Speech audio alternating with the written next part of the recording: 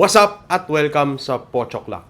Sa channel nito, mahilig akong sumuri ng mga relo ng mga kilalang personalidad at magbigay sa inyo ng masabot kayang alternatibo. Dahil bilib na bilib ako sa musika ni Skustakli, minabuti ko na sumuri ng mga sample ng mga relo ni Bini Mika, Bini Joanna, and syempre last but not least, Daryl Ruiz. Bago po tayo magsimula, i-plug ko lang, starting ngayong 2026, magsisimula na ako gumawa ng mga videos kung saan nagko-komento ako sa mga relos na mga nanonood at mga nakasubscribe sa channel na ito. Kung gusto nyo pong mapasali dyan, please send photos of your watches to pochoklak2025@gmail.com. Hindi na ako papaligoy-ligoy pa. Tara na! Dito muna sa relo ni Bini Mika, ang kailangan nating tingnan, una the case. So, una yung hugis nito.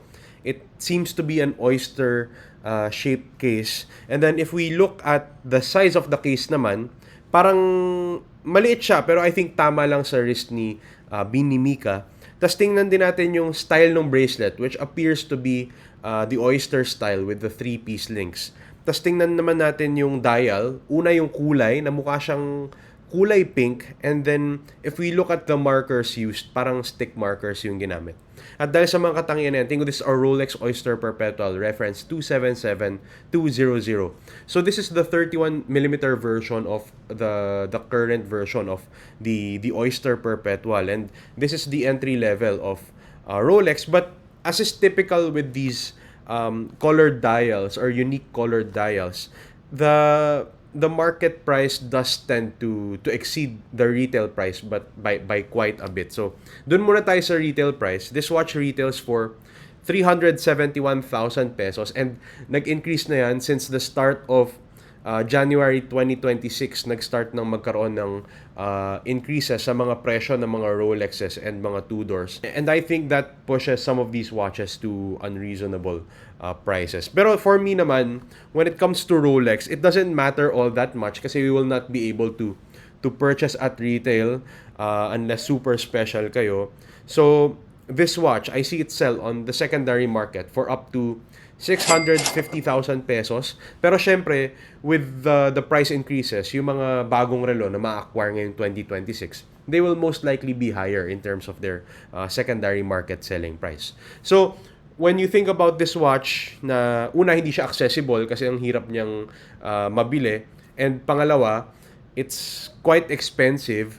Kailangan natin mag-isip ng alternative. So, the alternative I have for you, spoiler alert sa video nito, puro Casio yung gagawin kong alternative. Medyo, I'm still on a high when it comes to Casio watches because of my previously released video. So, ang modelo na to ay ang Casio LTP1303DD 4AV. So, kaya ako napili ang relo na ito. Una, because of the time-only display and the simple styling overall of the watch. And then if we look at the dial, pink din naman, pinkish yung dial niya. And then we look at the bracelet style and the smooth bezel. Talagang very similar when it comes to the styling. When it comes to the concessions, una, visually muna, doon sa finish ng dial nito, instead of the finish na katulad ng glossy finish ng pink doon sa relo na tingin ko suot ni Bini Mika, here there is a sunburst finish to this dial. And then I think it's also important to note na yung markers na ginagamit dito, there are stick markers but there are also Roman numeral. So aside from that, standard naman yung movement. Here, it's using a quartz movement rather than the automatic mechanical movement present in the Rolex Oyster Perpetual. Dito, ang movement ay quartz. And then, syempre, yung finishing ng relo. It's going to be quite evident, especially if you're holding them in both of your hands. So, ang relo na ito naman, in spite of those concessions, ang retail price niya is 3,080 pesos and is frequently widely available. So I think this is a good watch to go for. And I'm sure marami sa inyo idol nyo si Bini Mika. Medyo marami kasing Bini fans these days. So I think if you're just going for that look, this Casio is a good alternative.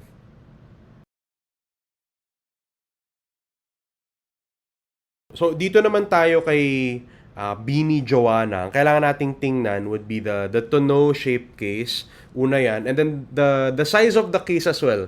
I think looking at this photo, medyo malaki-laki yung relo kay Bini Joanna. No? Aside from that, let's look at the integrated bracelet style. And if you look closely at the dial, parang ice blue yung dial niya. And dahil sa mga katangian na yan, tingin ko this is a Tissot PRX Powermatic 80. Kasi parang pag tinignan mo yung dial, may konting texture dyan. So, the Tissot PRX, I think, needs no introduction. It's one of Tissot's probably most impactful releases in this decade, if not one of the most impactful releases, full stop. And I think with this kind of watch na integrated bracelet style, medyo uso kasi yan. And I think the ice blue variant sells higher on the secondary market compared to other variants. And coming from a brand like Tissot, it's quite a reputable brand with significant heritage as well. And for this price point, this watch retails for 49,400 Philippine pesos. It's a good alternative to similarly styled integrated bracelet sports watches like the Nautilus and the Royal Oak. In fact, when you look at the dial, its pattern is very similar to the pattern on the Royal Oak. Pero syempre, this will not be finished as well as that. Probably one of the more controversial elements of the Tissot PRX would be the components of the movement. Because I hear from other reviewers here on YouTube na the maintenance of these movements are a bit trickier because of the plastic parts used in them. But far be it from me to be an expert in that area. So let's just go to the alternative. And yung alternative na napili ko for you, kung idol nyo si Bini Joanna, would be the Casio Edifice EFR S108DE 2AV. So kaya ko pinepresenta ang alternative na ito. Number one, because of the integrated bracelet style. So that's a key thing here. Number two would be the frosty vibe. So when you look at this watch, one of the key concessions actually is na hindi to ice blue dial, but there's a very similar frosty, icy vibe that comes with the finish on this dial, and I think it's quite a good looking watch. And the case size as well. This one measures 40 millimeters across, and that's a key component here. Kasi kung idol nyo si Bini Joanna, gagayahin nyo siya, and you're really going after this style. Syempre pati yung sizing, even if we feel na medyo malaki-laki, that's something you'd want to achieve as well. Now, in terms of the concessions naman, things you're not getting, nabanggit ko na yung pinakauna kanina, the dial color here, while achieving that frosty vibe, is color white instead of ice blue. And then aside from that, the standard stuff. The movement will be a quartz movement here, but you know, if you're one of the detractors of the Powermatic 80 that's inside the Tissot PRX, then this might actually be an advantage for you. And then the other thing would be the finishing of the watch. While the Tissot PRX is a mass-produced product that is not finished at the same level of true luxury watches, I still think there is quite a difference here when it comes to the finishing. So ang relo naman na ito, it retails for 10,780 pesos, and that's quite a distance from the almost 50,000 retail price of the PRX. And still, I think it's a good watch coming from a brand that's quite reputable in Casio. So if you're just going for this frosty look, integrated bracelet sports watch style, this Edifice is a great choice for you.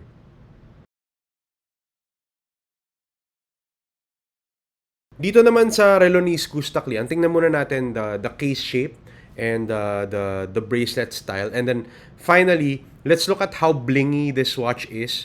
Parang pag tiningnan nyo even from afar, it's evident that this watch is laden with diamonds or a gem of some sort. I actually don't need to speculate about what this watch is kasi merong publicly available na video kung saan binibili ni Gustakli mula kay Paring Hybe and kay Paring Cholong specific na relo na ito. So, pe-play ko muna yung specific portions of that video for your appreciation. Ay, gago nga. Gago kung ano nakikita natin sa video, pre. Ganun nga siya, pre. Hugutin ko, ha? Yeah. Hugutin ko, ha? Totoo nga siya. All natural diamonds yan. So sinabi naman nila sa video, this is Santos de Cartier, and judging by the presence of the date display at the 6 o'clock position, tingin ko isa itong Santos de Cartier, the large version.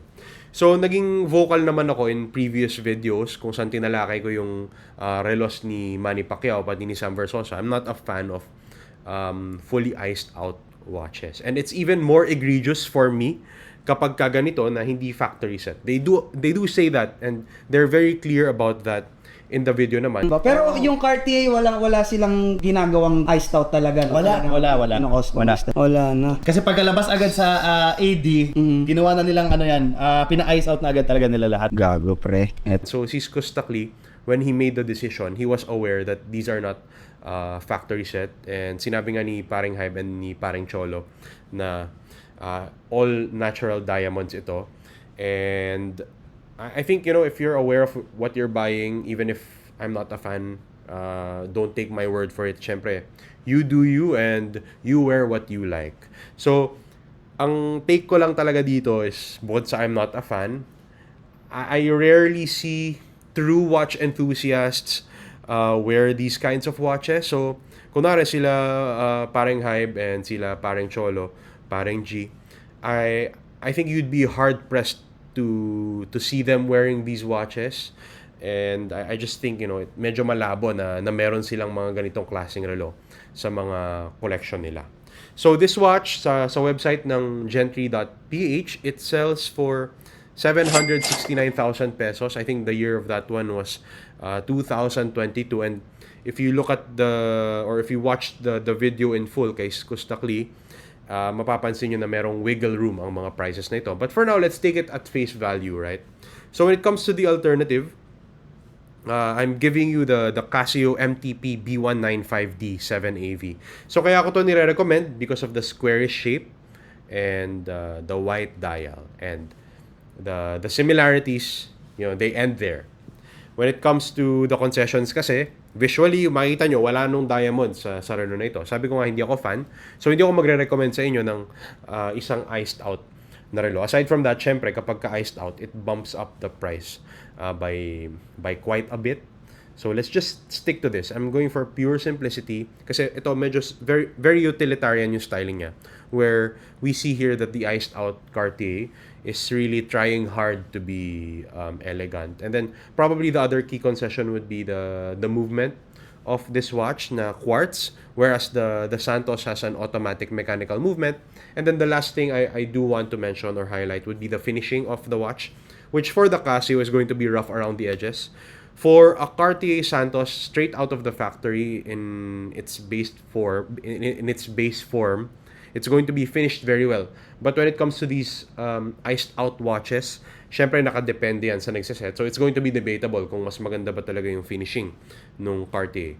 But for me, those concessions are, I think they're easy to accept when you look at the price of this watch, which retails for 6,750 pesos. And I think, again, this is just me not being a fan of iced out watches. This is actually better suited for me. I'd wear this more frequently than an iced out watch. So I think, this is a good choice. Kung idol nyo si Kustakli and you want to go for something a bit more simple, this is a good look for you guys. Ayun! Nakita na tayo ng mga sample ng mga relo ni Bini Mika, Bini Joanna at Mr. Daryl Ruiz. At sa lahat po ng mga relo na tinignan natin sa video na ito, ang pinaka-paborito ko dyan yung Rolex Oyster Perpetual in 31mm with the pink dial na tingin ko suot ni Bini Mika. Sa lahat po ng tatlong image na nakita natin, I think pinaka-angkop, pinaka-maganda yung pagdadala ng Rolex na ito. Samantalang doon sa alternatives, pinaka-paborito ko din dyan yung Casio na merong pink dial din, which was an alternative to the Rolex Oyster Perpetual 31mm. Yun ay dahil sa simplicity ng relo na ito and the time-only display. Medyo malaki po ang bias ko towards time-only watches. Pero opinion ko lang po yan. Kung iba po ang inyong opinion, kung tingin nyo merong ibang relo na masangkop bilang alternative, let me know in the comment section down below. Kung nagustuhan nyo ang video nito, please hit the like button. At kung trip nyo yung ganitong klaseng content, watch reviews, pagsuri sa mga relo ng mga kilalang personalidad, please subscribe to the channel and hit the bell icon. Yun lang po. Maraming salamat sa oras ng panonood. Laters, yo!